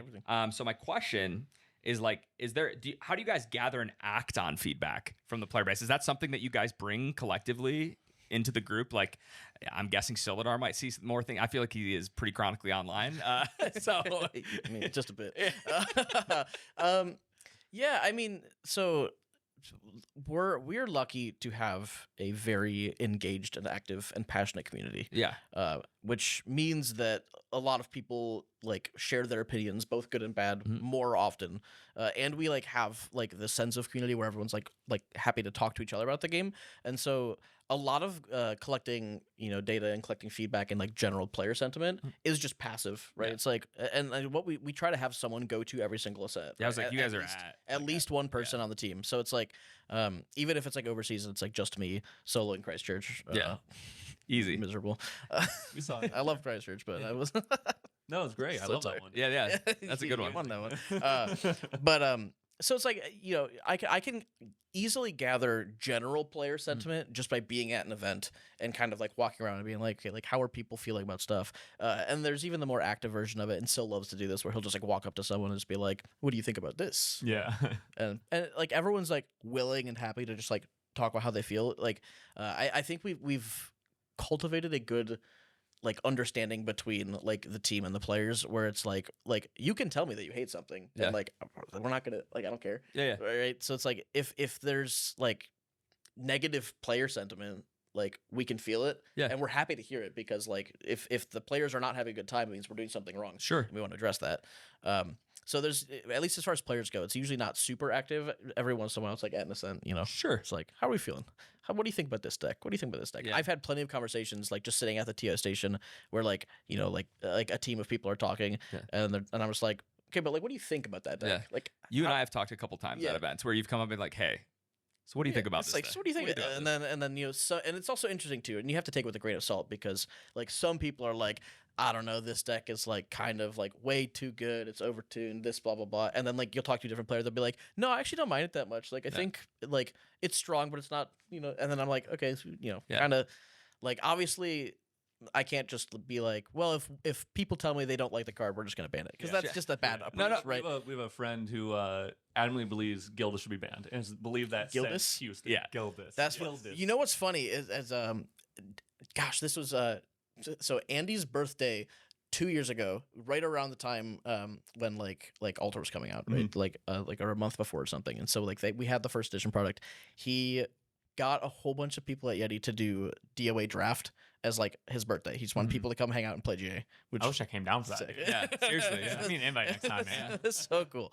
And one of the guys who worked at the store, like longtime Yu-Gi-Oh player, and then also plays a lot of like the niche like small games too. He was playing like, I was playing against him in draft, and I played Gildas on turn one, which is very good in draft. And then he picked the card up, he read it, he goes, this will be banned eventually. And I'm like, yeah, card's pretty good. Yeah, a little bit of lore, man. But that's the perfect segue, because I kind of wanted to get away from all the Q&A now we've been hammering with you, and talk about something that is very relevant right now. A lot of people are talking about it. It's obviously the hot buzz. It's why I kind of brought you in on that question, feedback from the community. But let's talk about the current state of the meta, and let's talk about this new set, because this new set is incredible. This is honestly, this is my favorite set. It is my favorite. And I think like everybody who worked on DTR, like all the aspects of it, just knocked it out of the park. It's like, the art is great, like the general designs are great, the mechanics are great, the new champions are cool and fun, and like it's just, they all like everyone. It's amazing. Oh yeah, knocked it out of the park. Absolutely love it. I don't think, me personally, I've ever opened as much product as I'm opening right now. Like we've opened a ton, for True Champ and things like that and other things, but like personal product, plus my wife opened for the first time. She's never opened a pack in her life. And so she opened her first pack, her first box, and she hit a Diana CSR. Diana won. That's pretty good. Gave her really unrealistic expectations. So we drove and bought a case from a shop that's far away, because we didn't have any here in Lansing. Came back home, she opened her case, hit another, and so she's like, oh sweet, I'm just gonna open these all the time. Then when she came and opened with us here, we didn't hit anything, and she was just like, that wasn't fun. She's like, never mind. She's like, wait, this isn't fun anymore. No, it's funny too. My wife actually also was like, as we were doing the DTR stuff, she was like, will you build me a deck for CL? I love that guy. She's like, I love CL. Yeah, I love what he's got going on about him. Yeah, I'm like, yeah, I can build you a deck. Yeah. But yeah, no, anyways. No. Continue your actual. Yeah, question. sorry. Yeah, we got to do that, a little bit of that, but. Dude, we've been sticking to everything. I can't pretty believe well. how we're so much more. it's because I have all these questions written down, so I have those things. Yeah, that's what I'm saying. That's why I wanted to get away. I said forget them, because I wanted to just like kind of get into obviously the menace that is Rile, and kind of as the head of organized play, right? I'm sure like last set, right before this set even came out, Caven's definitely has something he wants to say in a second. But before we moved into this set, I think one of the most talked about things online in Discord, Reddit, whatever, is how level 3 decks are unplayable, and that's a core mechanic of the game. And I don't understand why you can't go to level 3, and all these spirit level 1 decks are too strong. The game's broken. Blah blah blah blah blah. True. Then DTR comes out. Yep. We read Rile the Abyss. We go, wait a second. okay, this card's pretty strong. We see the rest of the cards. We go, oh, Liminal Guide. We talked about it a little bit, and that was one of the cards that I chose as my favorite cards from the set, because I saw how crazy the potential was. Originally, I saw it in water because we lost in Thought. So I was like, how can we still get a healthy hand size? Then we put it with Rile, and we played it for the first time in Onsol, right? And we went, oh, shoot. Okay, this is crazy. Terry's first build. Still pretty much the same build. Yeah, you play. literally. The first build I built, I was like, okay, I'm going to go all in, as consistent as we can get into this combo. All in, I'm going to play Spellward Scepter. I'm Onsoling every game. And we played it for the first time on our YouTube channel against his really cool Ari OTK combo, because everybody was excited for Fluffy in that deck. And then we played my deck, and we're Fluffying, and I was like, oh my God, Fluffy's broken in Lorraine. What is happening? But yeah, so I just kind of want to talk to you a little bit about that and like see how your feelings on it, as much as you're able to share of your feelings. I'll yap about the. Let's go. I'm ready. I love this. Is my favorite part. Was there something you wanted to add to this before he jumps in? Because you got real excited about something. Sure, it's quick. Yeah. So, because obviously, like, there's some people that are frustrated that Rile's not banned, right? Yeah. But the reasoning was essentially as Duncat too. Yeah. It's getting there. But the reason was basically like, we want to allow people to explore still, right? More time with stuff. And I laughed because I remember Christchurch, which is very funny that you say that's your least favorite descent that you've gone to, because I got booed during the keynote. Yeah, so that's what I was going to bring up. I remember that's when, it was peak energy of everyone in the game wanted Baby Gray banned. Yes. Including us, very desperately, even though we were playing Slimes. And I was so excited for this keynote. Theo went up there, started talking about the ban list. And I'm sitting there, I'm getting ready, dude. I'm like so excited. And he goes, Baby Gray is not banned. And I just, no inhibitions, just go, boom! Everyone. Direct. The whole room too. I didn't. I just sat there. I was like, because I could tell you were about to say something else. I was like, I'm just gonna wait to see what happens. No, I made direct eye contact with Theo. It was funny. You know the funny thing? Some people tried to walk it back to you, like on Discord. I was like, I can't believe they booed me. And some people were like, oh, we weren't booing you, man. I was like, yeah, you were. I was booing like that was pretty clear. But no, you're right. The reasoning was the same, right? It was just and so that's what I was gonna say. Is like I sorry about that, by the way. And I gotta fix it. Then, like, fine. almost immediately, you're like, this is the reason why, and like this is our thought process behind it. I was like, all right, that kind of makes sense. I'm sorry for booing you. And like I think we are in a similar situation where, like, honestly, I think Baby Gray was more gross than more egregious than Rile was back then. And I do think that there's a little bit more linear countering to Rile than there was Baby Gray and Slimes back then. So yeah, I mean, I personally totally think that the Cat 2 move made sense, but not a ban, and I think we're gonna be fine. Yeah, I think it's one of those things, right, where it's like the BNR is tough when you have to consider player sentiment and like player experience on top of like whether or not the card is too good or not. Because like if you ask me, like, if I was a player in this game and if you asked me, like, does Rile need to be banned, I would say no. I'd say the card's perfectly fine. I think like we need to just develop the meta a little bit more, maybe find some anti decks that beat whatever. I totally don't care, like, not interested. But on like our point of view on the back end is like, well, even if the card is balanced, and you could this could be any card, right? It doesn't have to be Rile, but even if the card itself is a balanced card and we don't think it's too good, do we still need to remove it from the format? Because if it's making the player experience bad, that might be a problem. Reckless version of 20-minute turns. Because there's actually I saw this is an interview that I saw, like, I don't know, 2 years ago or a year ago or something, and it just kind of stuck with me. It was with a League of Legends like developer who was like actively streaming and playing League at the time, and like people were, I think there was like some broken character, I don't know, I don't play League, but he was streaming and someone in chat was like oh, like I don't know, ban this, whatever, like this change, nerf this, whatever. And he said something along the lines of basically, it's like, if you make answers to something that people won't play, then you haven't addressed the problem. And so it's like, can we answer a card in a way that people will actually put it into their deck? Because if people are stubborn and they don't want to play the answer, then even if internally we're like, well, like, if you want to beat that card, you just play this card instead, and it's like, it's fine. But if people won't play the counter card, we haven't done anything. And this was like sort of true around the time of like Icebound Slam too. It's like we were revealing cards like Brackish Ludist, and people were like, well, I don't want to play that card in my deck. And I'm like, well, I can't help you if you don't want to play. Like, it's like, does it solve the problem? No. Does it help with the problem? Yeah. And they're like, I don't want to put it in my deck though. Like, well, okay, then I guess it's not a real card. So like, from the player experience point of view, right? It's like, do we have to consider making adjustments not because the card is broken, but because it would make people have more fun at tournaments? Maybe. And then also it's like, do we value people having more fun at tournaments or people like developing the meta? Like, it's a whole bunch of interesting questions on the back end for like what goes into cards being banned. Yeah. As far as like Rile in this format goes, and like it's so funny you mentioned the level 3 thing, because I even like I think it was at like Seattle maybe last format, or like Santa Clara or something. Like I've been talking to some people, and they're like how are you guys gonna make level 3 decks good again? Like what like level 3 decks are so bad. And what's interesting about the Rile level 3 decks is that none of the level 3 stuff changed. Yep. It's all of the decks at level 3 were powerful enough to compete. Yeah. It's just now they have an engine that gets them there. Yeah.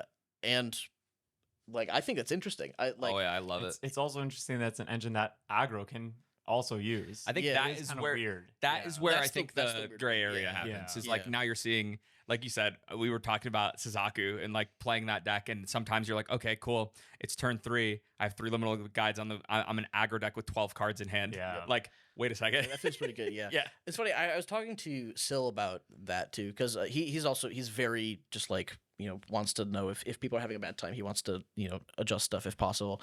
And he's like, well, every fire deck is playing Rile. Every deck is a Rile deck.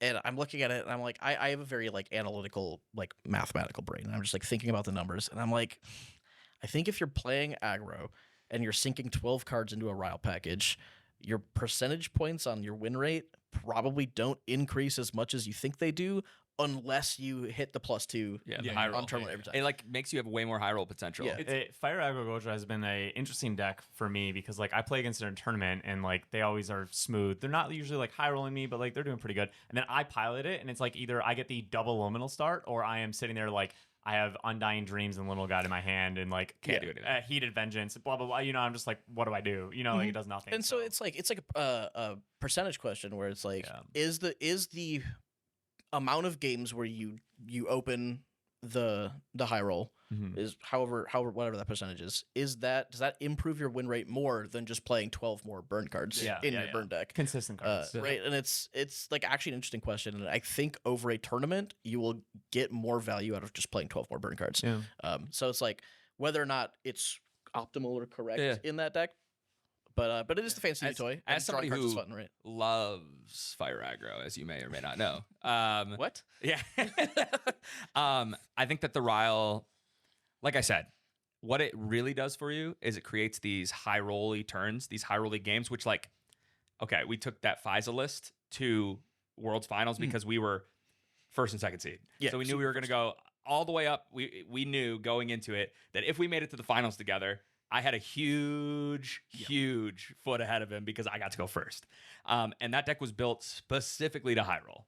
Now, that's kind of what Rile gave access to into all these fire aggro decks. Yeah. So now they all have access to these incredibly potent, like aggressive starts with Rile, which is it's cool. It's also important to know that like specifically for aggro decks, like going first, you never deal damage to them anyway, so might as well cycle a bunch of cards and get a bunch of value. And that is kind of like before it was we started playing increasing danger. Yeah. This is increasing danger without the downside. Yeah. And that is the only downside is having to play a slightly less consistent deck. Which obviously as a fire aggro player, sometimes we don't really care about that because if the high roll potential is good enough, now this is a reason why you're not seeing big events. We've only seen a couple, but we have not seen those events absolutely ran top 8 by fire aggro. You might see 1 fire aggro list, maybe 2. And those were the 2 that went through Swiss. Yeah. Their deck played well the entire time. They didn't have the Dreams liminal hands where after they already got to level 1 and they're like, wait, crap. Now I drew liminal guide, and my hand's dead and I can't do anything, right? Yep. Their decks moved a little smoother. And I think that is, it's kind of the risk, right? We see Suited, which is literally a fire aggro deck, obviously it has a it's tribal, so it's gonna have an interest in, and also they're not on Rile at all, and it's very, very strong. You have plenty of lists that are just opting to not play it, right? Because it's also like kind of what you're saying, right? It's like over the course of a tournament, right? If you think like 9 rounds day 1 plus 4 rounds day 2 plus top 8, if you're playing fire aggro with like a bit of an inconsistent high rolly package for 13 rounds, where there's also still a coin flip to deal with, where you're like, am I going first or second? If I'm going second, do you want to be passing your turn and opening a Rile line, or do you want to be dealing damage? Right. So it's like ultimately, I so think much that goes into it. Yeah, I think the percentage points would say for a long tournament, play the more consistent version. I mean, if you're going to store championships and you're playing like 4 or 5 rounds, maybe play the high roll one. Sure, why not? High roll gives you a lot of opportunity to win if your deck plays. But getting to that point and also your deck actually doing what it was meant to do the whole time, like we would have never, ever taken that Xander list to a big event because it didn't make any sense. If we got to go first every round, sure. Heck yeah, we'll do it all day. I'm just going to high roll everybody. It goes back to like a very old debate in GA, because I was also a big FISA player in DOA. There's still an article on Luxera's Map that I wrote about Dawn of Ashes FISA. I think it was a pretty good deck. I was saucing people with it. I read it. I think I wrote it well too. Yeah. But there was a big talking point, because when I posted that deck list, and also like this is pre any big events, right? So there are no actual big names yet, right? And so no one's like, well, like you have the tournament tops to back it or whatever. But I posted this deck list, and people are like, it's crazy that you have a fire deck that you're not playing Creative Shock in. Like, what are you doing? And I was like, why would I play Creative Shock when I could just play 4 more cards that deal 3 damage? Yeah. I'm like, what's the point? Yeah. But this is an argument where there's like some FISAs that were like, well, I'm playing Cremation Creative so that I can keep cards up. And I'm like, it doesn't matter how many cards I had if I just kill you. Yeah. And so I was, thinking the opposite, and I'm still true to that thought, where I'm like, do I want to play Rile in my FISA deck? No, I just want to play 12 burn cards. I would never play Rile. Yeah. Or in whichever deck. But still, choose your fire aggro deck. FISA is, or Guoja is terrifying without Rile. Like with all of the things that we have access to now in fire aggro. The thing that makes sense in Guoja specifically also is that you get to put so much fire in the graveyard for your Suzaku. Instead of some big Suzaku. So, and that's why them and Lorraine are the 2 fire aggro decks you're seeing, right? Because both of them use their graveyards. So, but the thing is, no one's on No Lantern right now.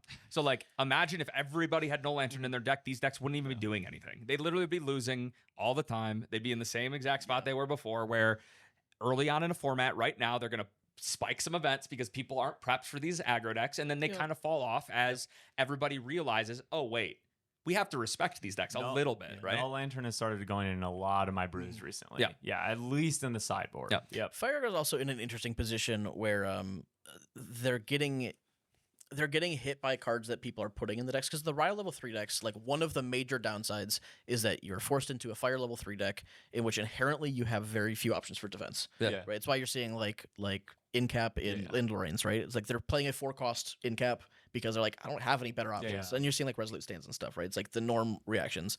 And so those are the only cards they can play because they're forced into fire level 3. So they're playing them. And then aggro is like, well, okay, all these decks are now playing Resolute Stands. It's harder for me to capitalize on that. So you feel like you need to play the high roll potential. So you're like, well, but if I high roll them, it doesn't matter if they have defense. Exactly. So it's like it's a very interesting back and forth of like how the decks actually interact with each other. And it's one of the, like my pet peeves regarding like deck building and seeing how people react to decks is when people are like, oh, if these decks play the same card, they're the same deck, right? People are like, oh, these decks are all Rile decks. It's like, well, it's like, but Rile Xander plays different than Rile CL, which plays different than Rile Ansel, which plays different than Guoja. Rile Jin, it's like they all play differently. They use a generic engine, which is the same between them. But like some of them have more inherent defense, some of them have like different matches. So it's like I see a format where there's like 10 different viable decks. 6 or 7 of them may be fire level 3 decks that use the Rile package, but I'm like, if you're playing a competitive game and there are 10 different decks that you could bring to an event, is that bad? It's crazy. This has felt like a very open format. Yeah. And I keep saying, I know I've said it on Patreon, I've said it on our podcast, is like, it's okay for there to be a best deck. There's always going to be a best deck. There's going to be a best deck. There's going to be one. And this is so cool because you're playing Jin. Other people are playing Jin that's completely different than yours. They're on a more relentless outburst, like Proof of Life build. Yours was completely different. And we're seeing in multiple events things like level 3 Kong Ming showing up, level 3 Dao Chans, all of a sudden you're seeing all of these champions that could not even get played before that were really cool mechanically, but just like way too slow or they couldn't get there. Yeah. Now they have ways to get to level 3 with 7, 8, 9 cards in hand and actually get their end game online and get to see like so much creativity in the end game. And I love that. I love seeing that spread. What really interests me too is it's so funny, and there's so many like fun stereotypes about card game players where it's like, oh, you know, they hate everything, they want they can't read, blah, whatever. But one thing that I find is always so true, and it's so silly, is that like everyone is so quick to be upset when there is a deck that's clearly better than the others, right? Yeah. But if you are preparing for a large tournament, don't you prefer that? Oh, Yeah. A million percent. 100%. Yeah. If you are trying to play competitively, wouldn't you rather have one deck that you know is going to be like 30%? Because then you can prepare for it. Yeah. Right? Also, like that's another thing about Boston that's so weird is that so many of the top level players were kind of taking a break after From Worlds. post-Worlds, And so right? there was not that many high level players that tested extensively. Yeah. I truly think that Chess Club is one of the only groups that really put And look what hours they did, in, right? And they Destroyed. took the best deck that people were like, oh, Rile, and they just auto won against it, you know? And like, yeah, I think Boston could have looked a little differently if everyone had put more hours into it. So I think that might be another thing to like kind of note as a person looking at all this is like, okay, well, a lot of people brought Rile because it was the clear option for a lot of people that didn't have tons of time to test. Yeah, it's certainly one of those things where it's like from an outside perspective, you want to see a lot of deck diversity. From an inside perspective, as a player, you don't want there to be 12, 13 competitive decks because if you're preparing, you don't want to prepare for 12 decks. You want to prepare for 3. Yeah. And so it's like the competitive experience is probably actually better if there's a deck that is 100%. a known best deck. It's also what's the phrase where like this is not the correct phrasing, but it's basically like when like like interference breeds like creativity or whatever. Like basically like when you come up against like something you have to beat, or like in this case, you know, card games, a deck you have to beat, it breeds creativity and uniqueness to decks too. I mean, I've been like actually starting to get into testing again a little bit more and stuff, and like I haven't built any Rile decks. Every single deck I've built has been something that's like, oh well, yeah, I think this can beat Rile and just be strong on its own. And you know, like it's not like Rile is just so clearly like tier 0 busted above everything else. I'm like, why even bother building something else? You know, it's interesting. Like what Rile is a ramp engine. Yeah. What it ramps you into is sort of like up to you as a player. It just should be Geldis, and it's not. Well, it could be. No, trust me, I did it. I went to Merlin. I trust you, actually. I don't know if you believe this, but I do trust you. You should have went to Allen. I don't know what you were doing. When's our next Norm Spirit coming out? Because I need a new one. yeah. For your Geldis deck? Yeah. Or any deck. Spirit of Geldis. So, you know, Spirit of Geldis, Yeah. Start the game with a Geldis on board. On board's wild. Yeah. You can have it in your hand. You still gotta play it, dude. You know, you can't level up. It's still too good. No, it's not. You can't do anything with that thing. Pride 4. It's Pride 4.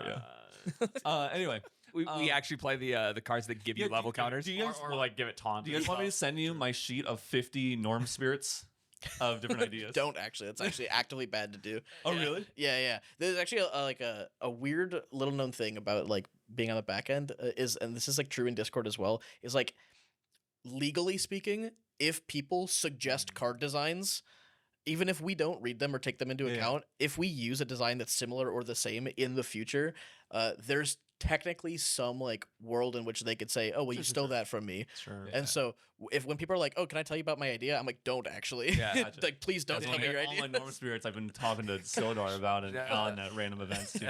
It's like if you tell me something, there's actually the percentage that it comes out goes down.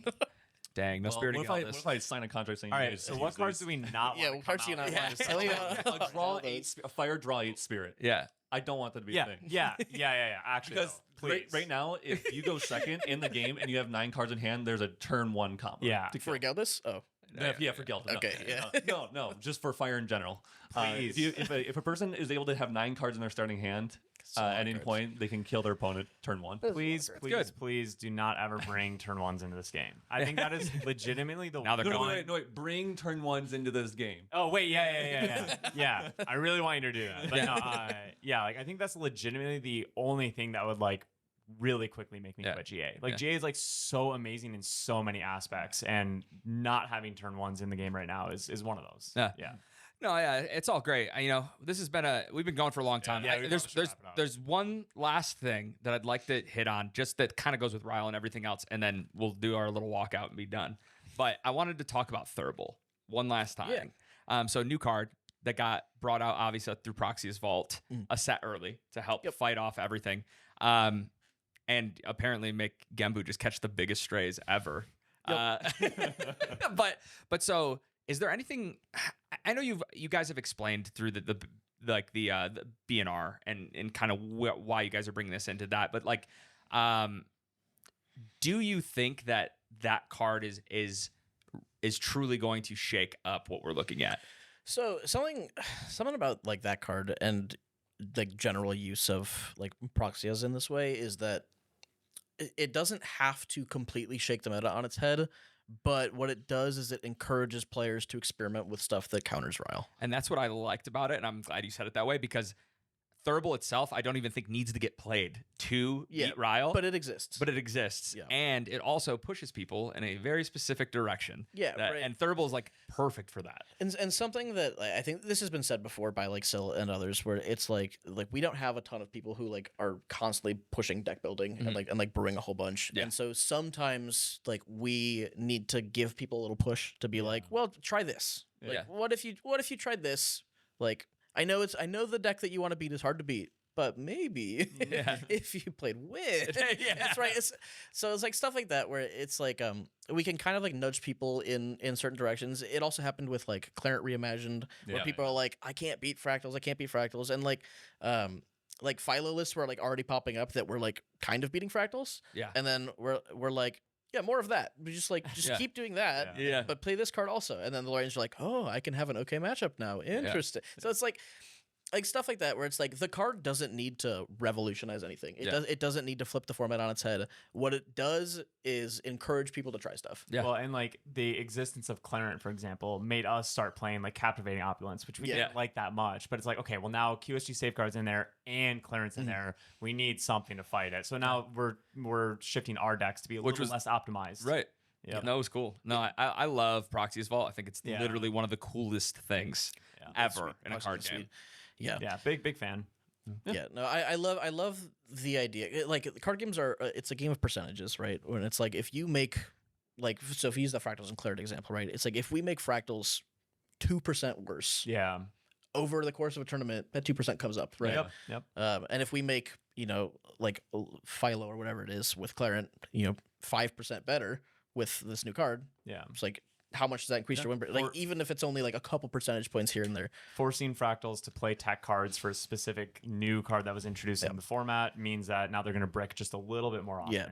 Like maybe it's only one game out of a whole tournament, but like I don't know if you have 100 people playing fractals and each of them is bricking one game out of the tournament. Like it's a much different play. It's a very different player experience if you're sitting across from fractals and every game that you play against them, they're just always having flawless starts or any deck, right? But then now if it's like, okay, well, sometimes when I play against them, they don't have these explosive crazy starts. That helps a lot. And I love using percentage points as a visual. It's actually one of my favorite things to do. And sorry, I'm making this go longer, but no. This is one of my favorite things to do is like when people say like you have a matchup, it's like 50-50 or 60-40, whatever. Like the way I like to look at that is like, okay, if we start this game in a neutral position, let's say it's a 60-40 matchup, right? I'm 40%, you're 60%. There's a 40% chance I win, a 60% chance you win.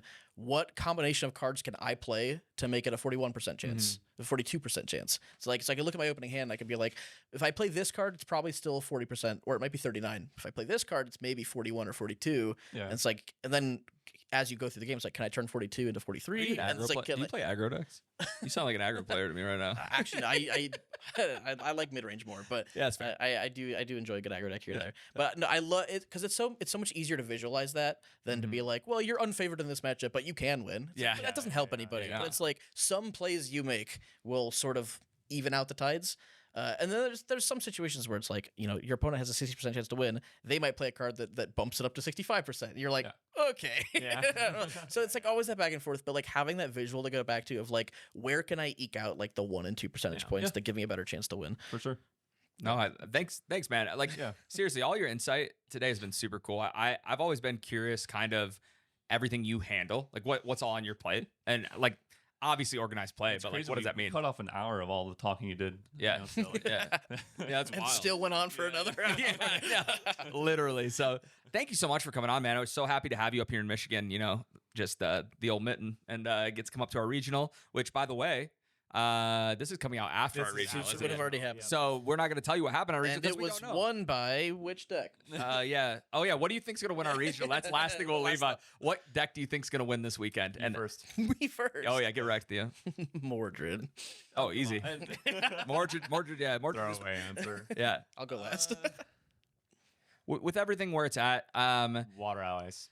really interesting. Yeah, I unfortunately think it's going to be pony toss because I just think that people still aren't respecting the deck enough, which is like so frustrating because the deck is it's a cool deck. It's a really toxic deck, but people either it's still too soon after Boston. A lot of players haven't played against it, or maybe they've played against it against one person at locals who tried it for the first time and didn't play it that well. So they're like, oh, I can just destroy this deck.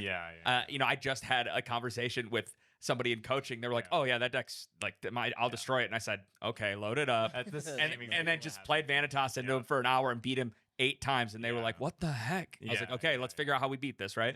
So that's my I think my guess. my actual answer. I think someone will have figured something out with Wind. Oh, yeah, I don't want to say Tristan's like, I feel like she has these moments where she's always like randomly well positioned, Yeah. and then she's just always a good deck. The obvious wind level 3 deck. Yeah. Oh, Yeah. ooh, win. Oh, you know what? Lorraine. I'm gonna give my shot to Seiryu. Win Seiryu. Yeah. That's true. So Vanitas, Win Series, I love Water that. I love Allies. Big Dragon. I was gonna say Water Allies, but he said so. I'll switch to Win Crux Lorraine. Ooh. like mid range, Some mid range yeah, Crux yeah, Lorraine. yeah, I love that deck too. Yeah. I just love Grand Archive, man. Yeah, Grand Archive's awesome. Shocker. Yeah, seriously. Yeah, but So- thank you. Yeah. Theo, thanks for these guys, and thank you guys for watching. We will catch you on the next one. Maybe catch the gameplay happen this Friday. Might not want to miss that one. So, Yeah. we'll see you guys there. Peace. Peace.